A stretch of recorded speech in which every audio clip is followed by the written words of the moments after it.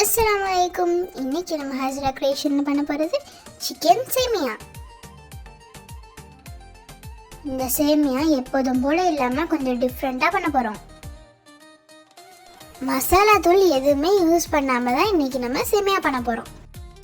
ஒரு பேனில் 2 table spoon oil சேர்த்து 4 முட்டையை பொரித்து எடுத்துக்கலாம். அதே பேன்லேயே 3 டேபிள் ஸ்பூன் எண்ணெய், ஒரு முழு பூண்டு, 2 பச்சை மிளகாவை குட்டி குட்டியாக சாப் பண்ணி சேர்த்து வதக்கிக்கலாம். நல்லா இடித்து சேர்த்தாலும் ஃப்ளேவர் சூப்பராக இருக்கும். Chilli flakes 4 teaspoon, 3 medium size வெங்காயம் சேர்த்து நல்லா வதக்குங்க. 2 மினிட்ஸ் மூடி போட்டு வெங்காயத்தை வதங்க விடுங்க.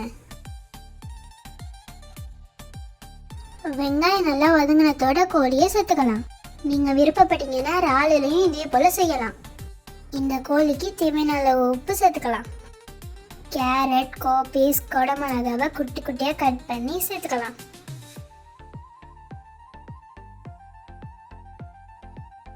2 தக்காளியை குட்டி குட்டியாக சாப் பண்ணி சேர்த்துக்கலாம். 2 டேபிள் ஸ்பூன் அளவு சோயா சாஸ் சேர்த்து நல்லா வதக்கி விடுங்க. மூடி போட்டு வேக விடலாம். அணில் சேமியால தான் சேமியா செய்ய போகிறோம். காய்கறி, கோழிலாம் நல்லா வெந்துடுச்சு.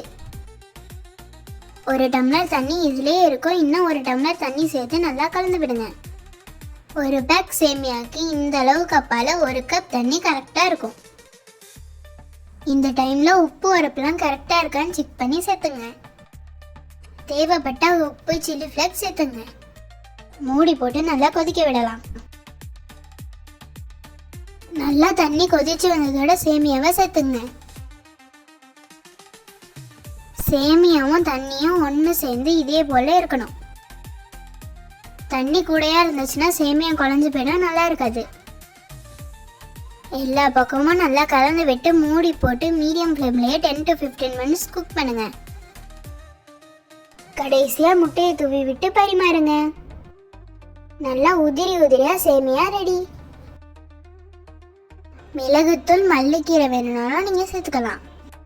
ட்ரை பண்ணிட்டு கமெண்ட் பண்ணுங்க. உங்களுக்கு இந்த வீடியோ பிடிச்சிருந்துச்சுன்னா மறக்காம நம்ம சேனலை லைக் பண்ணுங்க, சப்ஸ்கிரைப் பண்ணுங்க.